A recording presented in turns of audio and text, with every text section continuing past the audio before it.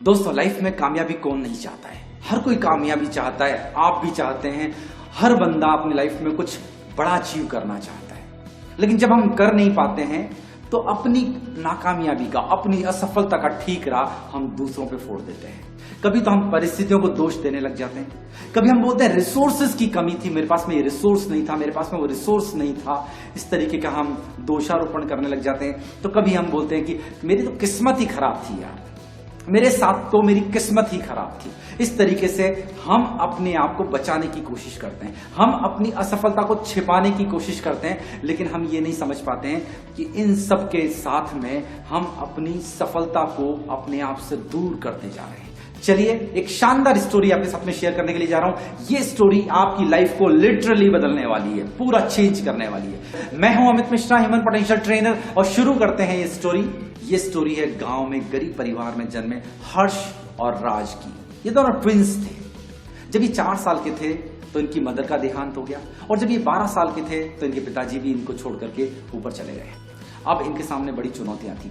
जाने से पहले इनके पिता ने इनको 2 चीजें दी, दोनों को बुलाया और एक कंप्यूटर दिया और एक भैंस दी, और बोला कि अगर तुमने जीवन में इनका सही उपयोग किया तो तुम जिंदगी में कभी दुखी नहीं होगे। बचपन में इनके साथ में एक इनका जो लंगोटिया यार था, वो भी 15 साल की उम्र में गांव छोड़ करके और शहर चला गया। धीरे धीरे समय निकलता रहा, ये लोग बड़े होते गए, और इसके साथ में 10-12 साल निकल चुके थे। 10-12 साल के बाद में वो मित्र जो गांव से शहर गया था, वो शहर से लौट करके फिर आता है। जब आता है तो उसकी बड़ी इच्छा थी, बड़ी तमन्ना थी, बड़ी उत्सुकता थी कि वो अपने दोस्तों से, अपने उन दोनों ट्विन दोस्तों से मिले। वो क्या कर रहे हैं, कैसा जीवन जी रहे हैं, क्या करते हैं वो इसी उत्सुकता में उनके घर पे जाता है। वो घर पे जाता है तो देखता है कि घर पूरे तरीके से टूटा फूटा पड़ा हुआ था। वो जैसे ही घर के अंदर एंटर करता है कि देखता है कि सामने एक युवक बैठा हुआ था, जिसकी बड़ी बड़ी दाढ़ी आई हुई थी, शक्ल उतरी हुई थी, कपड़े फटे हुए थे। वो उससे पूछता है, क्या तुम हर्ष हो? तो वो हाँ में अपना सिर हिलाता है। दोनों जने गले मिल जाते हैं, और उसके बाद में पूछते हैं कि तुम्हारी ये हालत कैसे हुई? क्योंकि उसकी हालत बड़ी खराब दिख रही थी। उसकी ऐसा लग रहा था कि वो पता नहीं कितना गरीब है, कितनी बुरी कंडीशन में रह रहा है। तो हर्ष बोलता है, यार जब मैं सिर्फ 4 साल का था तो मेरी माता का देहांत हो गया, तुम्हें पता है, और जब मैं 12 साल का था तो मेरे पिताजी भी मुझे छोड़ के चले गए थे। ऐसी परिस्थितियों में मैं करता तो क्या करता, एक अनाथ बालक के पास में और था क्या। मेरे पिताजी ने मुझे एक कंप्यूटर दिया था जिसका मैं यूज करता हूं, और एक मेरे को भैंस दी थी।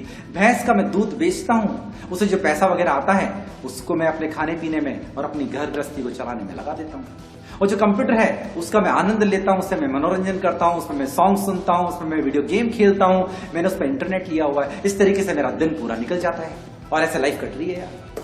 और कहता है, लेकिन राज कहां पे है? राज को तो गांव छोड़े हुए करीब करीब 7-8 साल हो चुके हैं, तब वो कहां रहता है? वो उसका पता लेता है दोस्त, और उसको ढूंढता हुआ वो शहर चला जाता है।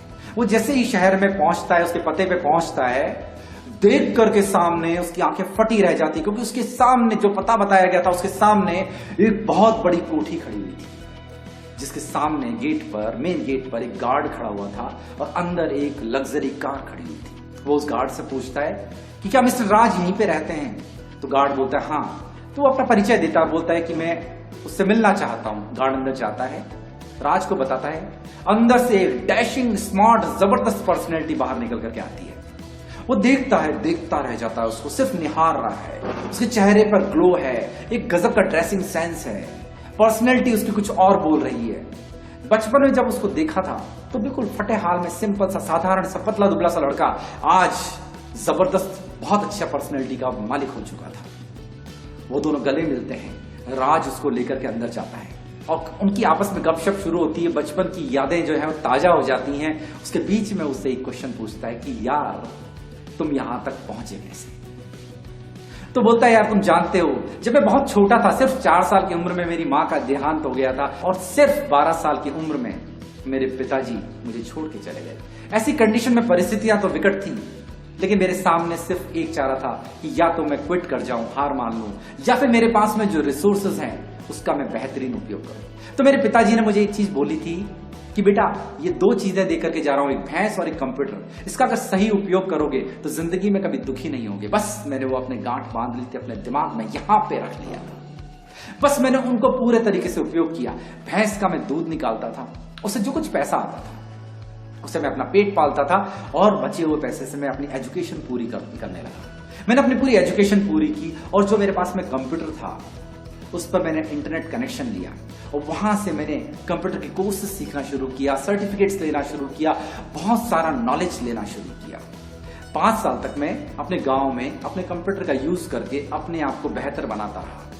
5 साल के बाद में मैं शहर आ गया। यहाँ पे कुछ टाइम तो स्ट्रगल हुआ, कई बार मुझे नौकरी नहीं मिली और मैं बहुत जगह धक्के खाए मैंने, लेकिन उसके बाद में मुझे एक जगह छोटी नौकरी मिल गई और धीरे धीरे करता हुआ मैं मेहनत करता रहा लगातार और आज इस मल्टीनेशनल कंपनी के अंदर इतनी बड़ी पोस्ट पर हूं तुम्हारे सामने। दोस्त का सर चकरा रहा था, उसको समझ में नहीं आ रहा था। 2 भाई सेम कंडीशन, उनके पिताजी दोनों को कंप्यूटर सेम का सेम कंप्यूटर देकर के गए थे, सेम का सेम भैंस देकर के गए थे, लेकिन दोनों की सोच में डिफरेंस था। ऐसी क्या चीज थी जो दोनों भाइयों को इतना अंतर कर सकती है? एक भाई टॉप पर बैठा हुआ था तो एक भाई बहुत मुश्किल जीवन जी रहा था। वो सोचने पर विवश था, वो लगातार सोच रहा था कि ऐसी क्या चीज है। क्या आप बता सकते हैं ऐसी क्या चीज थी उनके बीच में जिन्होंने उनके बीच में इतना बड़ा डिफरेंस क्रिएट किया? वो चीज थी उनका थॉट प्रोसेस। उसकी सोच थी कि जो मेरे पास में रिसोर्सेज हैं उसका मैं बेस्ट यूज कैसे कर सकता हूं। और जो हर्ष था उसकी सोच ये थी कि मेरी परिस्थितियां ऐसी हैं, मेरे माँ बाप मुझे छोड़ करके जा चुके हैं, मैं अनाथ हो चुका हूं, मेरे पास में कुछ नहीं है। उसने लाचारी दिखाई, उसने विवशता दिखाई, उसने परिस्थितियों के सामने घुटने टेक दिए। वहीं राज ने अपने आप को स्ट्रांग बनाया। उसने कहा ये जो परिस्थितियां हैं ये मुझे स्ट्रांग बनाने के लिए हैं, मेरे पास में जो कुछ है वो बहुत है, मैं इससे बहुत कुछ कर सकता हूं। उसकी सोच ने उसको इतना ऊपर उठा दिया। हम अपने जीवन में इस स्टोरी को लेकर के क्या सीख सकते हैं? नंबर 1, आपकी सोच बहुत बड़ी चीज है। अगर आप दिल से किसी चीज को चाहते हैं और अगर आप उसके बारे में सोचना शुरू कर देते हैं, उसके बारे में कहना शुरू कर देते हैं, तो आपका जो माइंड है वो आपको उसी डायरेक्शन में पुल करना और शिफ्ट करना शुरू कर देता है। आपको वो चीज अच्छी हो जाती है। देन नंबर 2, परिस्थितियां नहीं बल्कि हमारे अंदर का कैरेक्टर हमें ऊपर उठाता है या नीचे गिराता है। सेम बॉइलिंग वाटर के अंदर जब आप पोटैटो डालते हो, जब आप आलू डालते हो तो वो सॉफ्ट हो जाता है, और उसी बॉइलिंग वाटर में जब आप एग डालते हो, अंडा डालते हो तो वो हार्ड हो जाता है। अपने अपने नेचर के हिसाब से वो अपना अपना रंग बदलते हैं, अपना अपना शक्ल, अपनी अपनी आकृति बदलते हैं। तो सर्कमस्टांसेस आपको कभी नहीं बदल सकते हैं, सिर्फ और सिर्फ आपका कैरेक्टर है जो आपको या तो ऊपर उठाता है या आपको नीचे लेकर के जाता है। आप परिस्थितियों को दोष देना बंद कर दें। नंबर 3, परिस्थितियां हम सबके सामने आ रही हैं। जो बुरी परिस्थितियां आती हैं वो एक वॉशिंग मशीन की तरह होती हैं। कैसे? वॉशिंग मशीन जिस तरीके से कपड़ों को स्विंग करती है, ट्विस्ट करती है और नॉकडाउन करती है, पटकती है, उसी तरीके से जो कठिन परिस्थितियां आती है ना, ये हमें मजबूत बनाती हैं, हमारी स्किल्स को इंप्रूव करती हैं, हमारी क्वालिटी को डेवलप करती हैं, हमें निखारती हैं, हमें ज्यादा मजबूत बनाती हैं, हमारे हौसलों को बुलंदी देती हैं और हम जिस लेवल पर पहुंच करके स्टेबिलिटी प्राप्त कर सकते हैं उस लेवल के लायक बनाती हैं। तब हमें सफलता मिलती है। दोस्तों, तीसरा पॉइंट बहुत इंपॉर्टेंट है। देखिए, लाइफ में नेगेटिव सर्कमस्टांसेस आएंगे, नकारात्मक परिस्थितियां आएंगी, लेकिन लाइफ उन नकारात्मक परिस्थितियों को अपना लेना नहीं है। उन नकारात्मक परिस्थितियों में से जो गोल्डन अपॉर्चुनिटी छुपी हुई है उसको ढूंढ निकालना ही लाइफ है। हम अपनी जिंदगी में कई बार परिस्थितियों के सामने घुटने टेक देते हैं, हार मान जाते हैं। ये दोनों भाइयों का जो एग्जाम्पल है, ये दोनों भाइयों की स्टोरी है, ये बिल्कुल क्लियर बताती है कि सेम सर्कमस्टांसेस में अगर एक बंदा जहां पर घुटने टेक देता है, वहीं दूसरा बंदा गोल्डन अपॉर्चुनिटीज को उसके अंदर से निकाल करके अपनी लाइफ को बेहतरीन बनाता है। दोस्तों, अगर ये वीडियो आपको अच्छा लगा है तो इसको लाइक एंड सब्सक्राइब जरूर करें, दोस्तों के साथ शेयर करें अगर ये वीडियो आपको अच्छा लगता है। मैं आपके लिए ऐसे बहुत सारे वीडियोस लाता रहूंगा। तब तक के लिए have a nice day, good bye.